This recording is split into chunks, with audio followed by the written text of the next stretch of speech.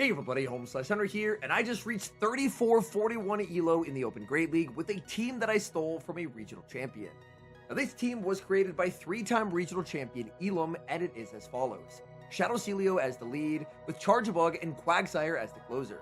Now ELO used regular Quagsire. I don't have a regular Quagsire, so I ended up using the Shadow, but the important thing is it runs Mud Bomb and Aqua Tail. The worst set I ever had with this team was a 3-2. It was all positive sets, and reaching 34-41 ELO should put me around top 15 in the world on the global leaderboards. So without further ado, let's hop into the matches, and in game number 1, we pick up a pretty nice lead, Shadow Celio into Feraligatr. Now Shadow Celio's bulk and neutral matchups make it an incredibly effective lead Pokemon. I'm just going to be able to spam out Body Slams, and I'm able to outpace the Feraligatr since they're straight 5 to Hydro Cannon, and I am 5-4 to Body Slam. So my opponent's going to have to make a choice here. Do they want to give me a shield advantage, or are they willing to just surrender switch advantage? I fire off Body Slam number 2, they put up the shield, so they are clearly prioritizing switch advantage. I'm pretty okay with that. My goal here is just to let the Celio go, and then get a nice farm down with Chargebug. I send in Chargebug, my opponent pivots out and sends in Quagsire. The fact that they pivot in such a hard counter does make me think that they have an even stronger answer to Chargebug in the back. And if that's the case, then I should probably stay in with the Chargebug and try and get as much damage as I possibly can. While 2 X-Scissors are not going to be able to pick up the 2-hit knockout, it's going to put this Quagsire very, very low. So even though this is a pretty negative matchup for the Chargebug, I'm still able to get some pretty nice value. I tank 2 Aqua Tails, I fire off the second X-Scissor, and it's time to send in Quagsire. My opponent Aqua Tails instantly, but this will do less damage than a Hydro Cannon, so I have to let this go. My opponent gets aggressive, they pivot into Feraligatr, they try and trap me into a CMD tie, but I'm always going to look to overfarm.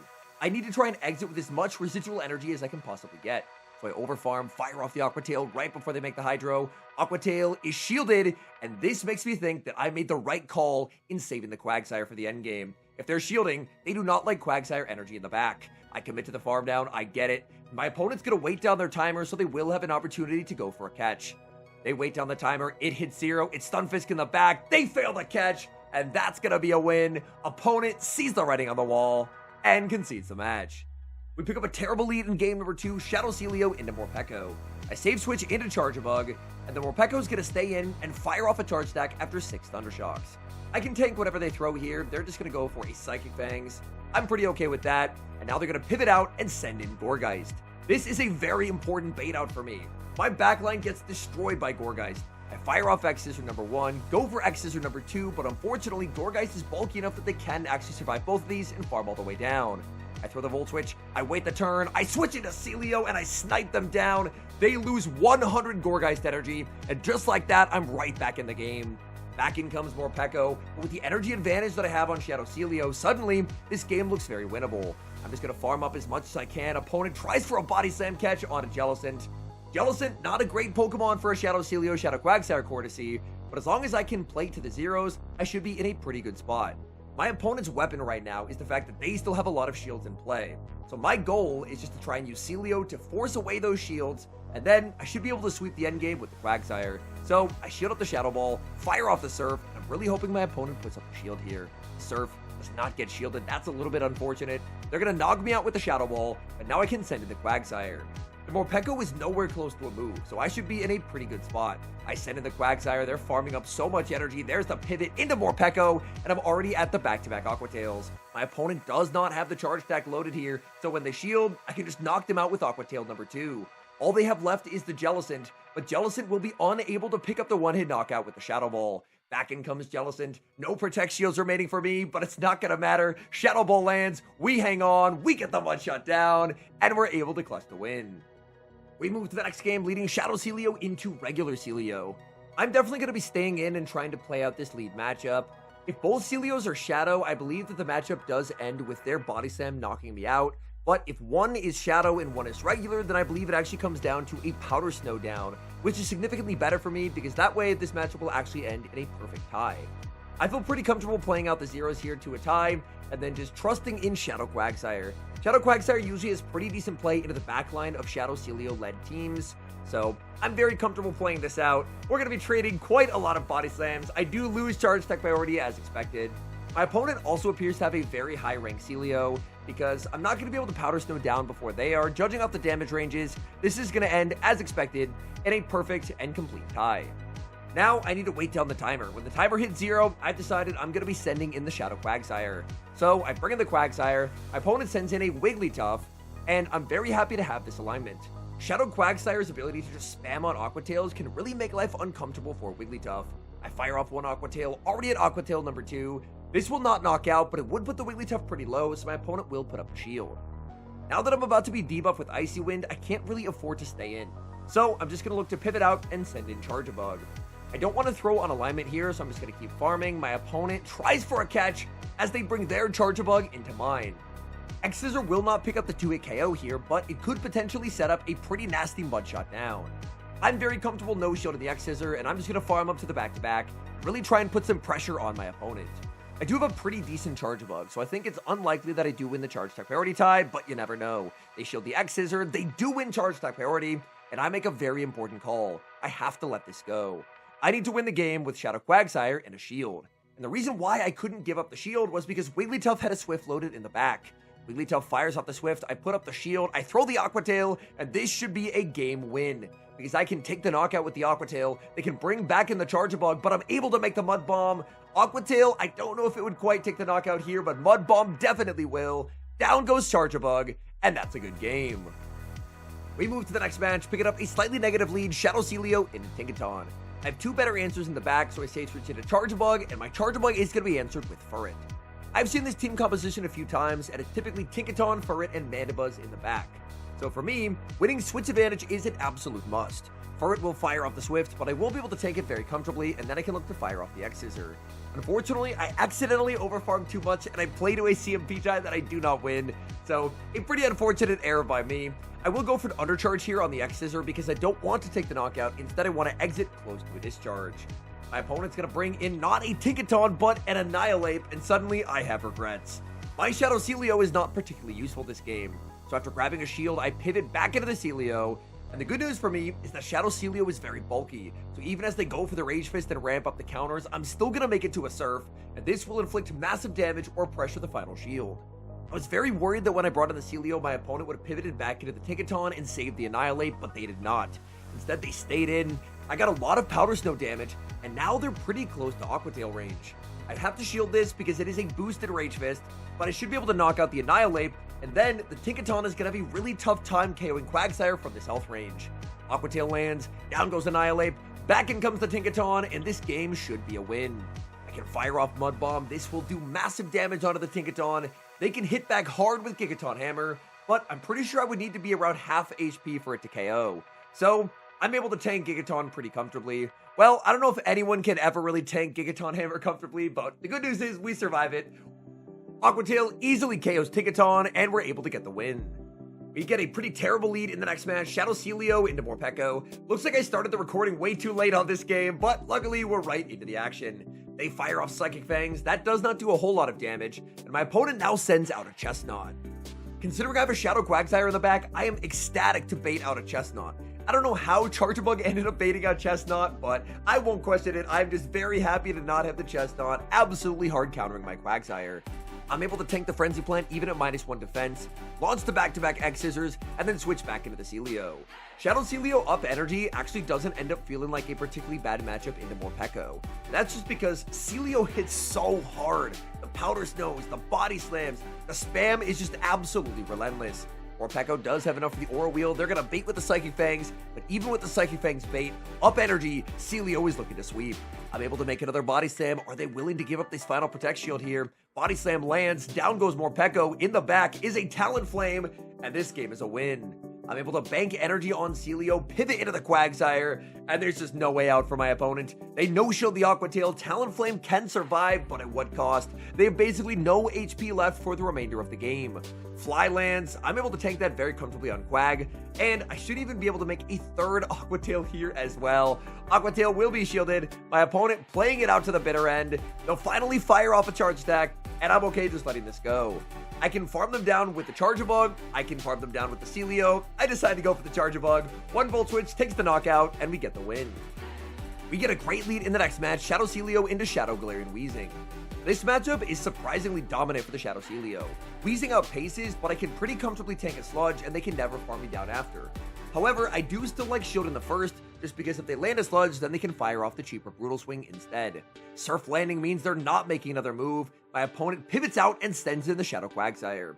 Surf would hit for massive damage. I'm pretty confident in a shield, so I go for the body slam bait, and of course they end up calling it. Serves me right for being confident, I guess. I was so sure they were going to shield, but they did not whatsoever. The silver lining for me here is that I can take the knockout with body slam, and if they don't end up putting up the shield, I basically KO'd 2/3 of their entire team with just the Shadow Celio. I've never switched out, just the Celio, and they've basically lost 2/3 of their team. Their final Pokemon in the back is revealed to be Jellicent, and this game is over. I fire off the Surf, get a little bit of chip damage, and it's time to send in the Shadow Quagsire. Quagsire doesn't have a great matchup at a Jellicent, but at this point, all I really need is chip damage. The Mud Shots don't do much, but they slowly add up over time. I can fire off the Aqua Tail bait, confident in the fact that they're going to have to start to shield something. They'll fire off a Surf. I decide to let this go because I know that I can always win the game with Charge-a-Bug. So Quagsire has been sacrificed for the reveal. In comes Charge-a-Bug. Opponent sees the writing on the wall and concedes the match. We pick up a pretty nice lead in the next match. Shadow Celio into Unova Stunfisk. Opponent tries to go for a catch onto their own Celio, and I will respond with my Charge-a-Bug. Now, Charge-a-Bug has an incredible typing for this meta, but unfortunately, if you counter-switch it into a Shadow Celio that's of energy, you're probably going to end up losing Switch. That's just the power of Shadow Celio. Shadow Celio wins matchups it should never ever win. I end up shielding a body slam bait, which is really unfortunate, and I am just simply unwilling to double shield. Of course, now is when the Surf lands, which is very, very tragic. I fire off Discharge number 2, Celio no shields, and I one switch. This is so big because now the Celio energy can just be saved for whatever my opponent has in the back, and instead Quagsire is going to be completely shutting down Stunfisk. Stunfisk KOs Charge-a-Bug, but in comes the Quagsire. I'm just going to look to massively overfarm. I'm under no threat from energy from the Stunfisk, so as they fire off the Mud Bomb, I can just look to overfarm massively.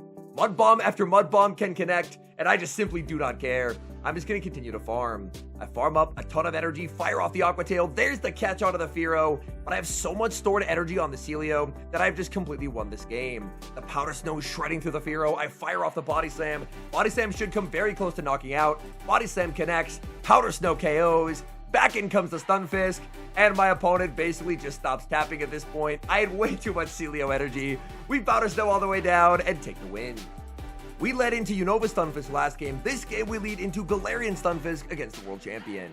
This is a surprisingly nice matchup for Shadow Celio because the Powder Snow is just shredded through the Stunfisk. In the Zeros, Stunfisk probably ends up winning, but I imagine the more shields that are in play, it actually ends up being a pretty favorable lead for me. Add to that the fact that normally Stunfisk is paired with Fearow, and I feel like I have a pretty big team comp advantage here. I just have to ensure that he's not able to catch my Surf. If my Surf always lands on its intended target, then I should be in a pretty good spot. I overfarm by 1, fire off the Surf, he already shielded once, and he is going to double shield and fully commit to the lead matchup. Stunfisk would be really awkward if my Charge-a-Bug got aligned onto it, so I want to try and get rid of the Stunfisk. I'm just going to look to overfarm, watching for the catch attempt, and there it is! In comes a Waterfall Milotic, and it looks like our world champion is running some very serious spice. Milotic will be able to fire off Aqua Tail.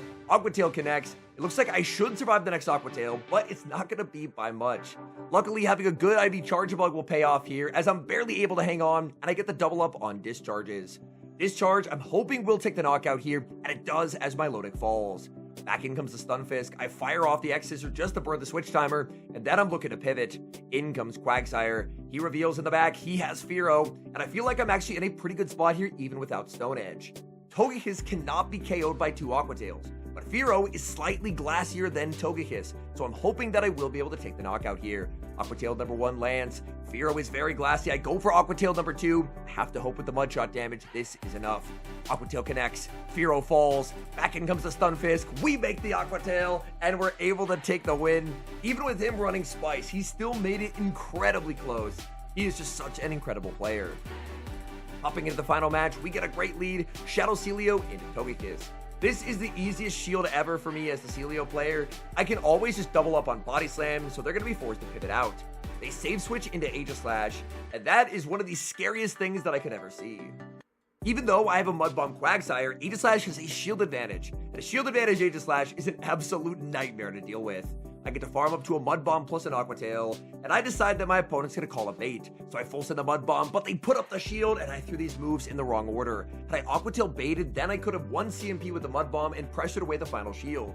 but instead my opponent correctly shields the Mud Bomb, no shields the Aqua Tail, and what do you know, I'm getting one shot by an Aegislash Shadow Ball. Shadow Ball will take the knockout. I send in Celio. The Powder Snow goes through. Powder Snow will do quite a lot of damage onto the Aegislash. Aegislash is going to look to pivot out. They send in Togekiss. I farm up and fire off the Body Slam. They should still be one away from their move. Body Slam lands, Powder Snow KOs, and I have so much energy loaded on the Celio. Togekiss has been removed. In the back, they have a Quick Attack Diggersby, and I am so happy that I have all this Celio energy. Surf will be shielded, but I can easily make it to Surf number 2. And with the Powder Snows, this Surf is going to be absolutely deadly. Surf lands, Diggersby survives, but I've already gotten through 3/4 of their health bar. From here, it's a very straightforward game as I get to send in Charge Bug for cleanup duty. That Shadow Celio Shadow Quagsire duo is just an absolute nightmare to deal with. It basically KO'd 2 3/4 Pokemon by themselves. I end up waiting the turn, ensuring they don't get the catch, and now I get to take the knockout with X-Scissor. Back in comes Aegislash. Aegislash is just never making a move, and my opponent will resign the match. This is where my season ends for Season 26 of Go Battle League. All in all, I feel like it was a pretty good season. I did manage to make it to rank 1 in the world for the second time, and I will end up finishing probably within the top 20 to top 25 ranked battlers on the final global leaderboards. As of the time of recording this, I'm not quite sure where my ELO is going to end up. I'm probably going to be like top 15 to top 20 tomorrow, but either way, I'm very thrilled because I feel like normally I don't end up placing on the end of season leaderboards. Usually I end up tanking, running some spice, just having some fun with it. But this season, I wanted to go all out. I wanted to go full try hard to see what I was capable of. And finishing in the top half of page 1 is something that I am very proud of. Since this is the final video of me battling this season, I do want to do kind of a bit of a retrospective here, thinking back on my thoughts on the 3 metas: the Open Great League, Open Ultra League, and Open Master League.